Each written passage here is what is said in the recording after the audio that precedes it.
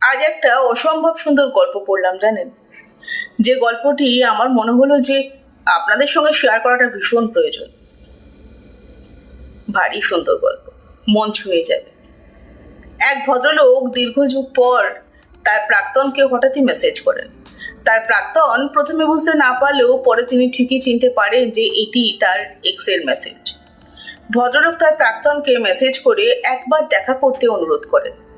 তার প্রাক্তন প্রথমে না করে দিলেও পরে তিনিও সম্মতি জানান এবং তিনি বলেন যে তার সঙ্গে দেখা করবেন।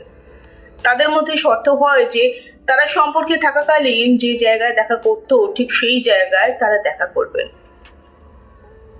যথারীতি সেই দিনটি আসে। ভদ্রলোক এবং তার প্রাক্তন একে অপরের সামনাসামনি হন। ভদ্রলোক তার প্রাক্তনের সামনে নতজানু হয়ে ক্ষমা চান। তার প্রাক্তন প্রথমে দেখে আশ্চর্য হয়ে গিয়ে তাকে প্রশ্ন করেন, কি এমন হলো যে তুমি আমাকে এত দিন পর মেসেজ করলে, আমার সঙ্গে দেখা করে ক্ষমা চাইছো? ভদ্রলোক তখন বলেন যে তোমাকে দেওয়া প্রতিটা কষ্ট আমি আমার মেয়ের মধ্যে দেখতে পাই।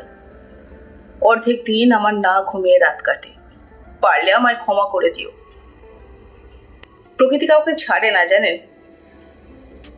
প্রকৃতি আপনার সঙ্গে সেটাই করবে যেটা আপনি করে থাকবেন। হয়তো সময়টা পাল্টে যাবে। তাই কারুর আবেগে এমন আঘাত করবেন না যে সে আপনার জন্য নিদ্রাহীন রাত্রি যাপন করে।